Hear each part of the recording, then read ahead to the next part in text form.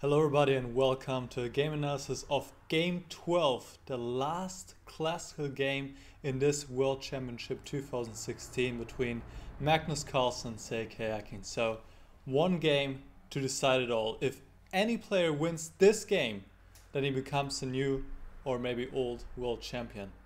So let's have a look. Magnus Carlsen with the white pieces starting out. And of course expectations were high. What would he do in this final game? So he started out with 1 e4 and Karjakin staying true to his opening, the Berlin defense here, knight of 6. We have seen this by Karjakin several games beforehand, and in game 2 Carlsen played what we actually see in this game as well, castle. But in the last white game he tried d3, but now he returns back to castle. Knight takes e4, and now rook e1, this line again, which is considered to be quite drawish, quite solid for white. Not going for the famous Berlin endgame here after d4, knight d6, bishop takes c6, d takes c6, d takes e5, knight f5, queen takes d8. We had really expected to see this match, to see this opening, either with Carlsen as the black player or Karjakin, but once again, they're avoiding it. So Carlsen's going rook e1, and they're following game 2. Oh, excuse me, game 3 actually. That was game 3. Bishop f1, the bishop retreats to f1, knight takes, rook takes, castle, d4, bishop f6, and here in game 3, Carlsen played this mysterious rook move, rook e2, which I explained in the video, which has some venom to it. It's not completely stupid, or it's not as stupid as it looks like. But now he plays the normal move, rook e1, goes all the way back. And here Karjakin, obviously being familiar with this move, he plays rook e8. So really the only problem for black is here his knight on d6 is not that well placed because it hinders the black development.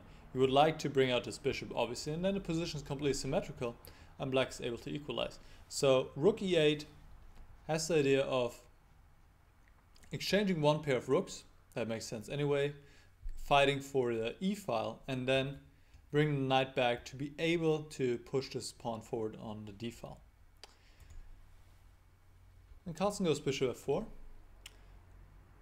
Now, bishop takes d6 is a positional threat, creating double pawns on the d-file, so you cannot allow that as black. Karjakin took on e1, queen takes e1, and just by the way, here we see the difference. Imagine just for a moment that the rook was still on e2. If then, let's just do this. Let's just pretend. Let's just do it like this. If then black was to take, and it happens like it happened in the game, the knight retreats to e8. Well, in that case, now white is so much quicker to bring his rook into a game, and suddenly black's not able to cope with the white threat.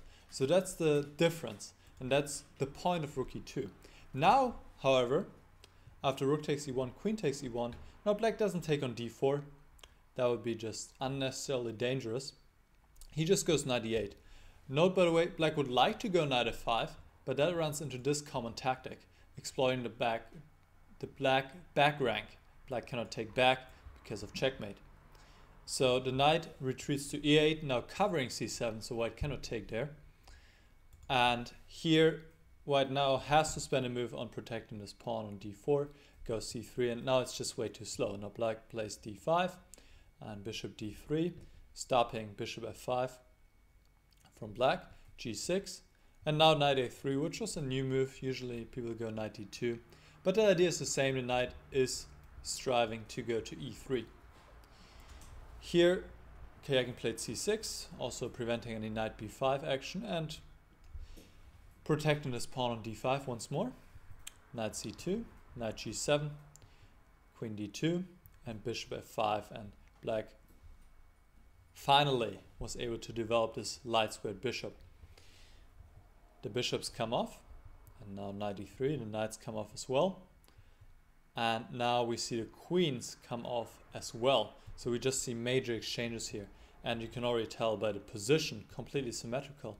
There's nothing really both players can do. So the only thing that happened here was that the players had to make it till move 30 because this is a rule. You can only offer a draw once you have reached move 30, and they did so right here. Now Karjakin played bishop e7, offered a draw, which was accepted by Carlsen, because in this position there's absolutely nothing to play for. Completely symmetrical, completely equal material, just dead drawn. So a huge disappointment, or a huge anticlimax from the expectations about this game, that maybe Carlsen would go all in and try to win as hard as he could. But there was really no reason for him to do so, and even though this was a disappointment for the spectators, I can completely understand his approach. Because what if he lost this game as he lost game number 8? So he didn't want to risk it all in one game. He rather wants to go to tiebreaks now, which will be on Wednesday, and play 4 games of rapid chess, and there he can try to win in those 4 games.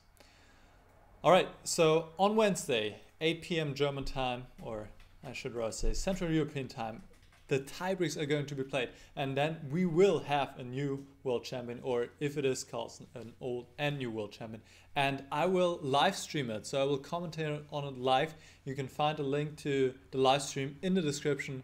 This is going to be, well, obviously incredibly intense and exciting. I'm really looking forward to it, and I hope you too, and I hope you see you then. Alright, I see you on Wednesday. Bye bye.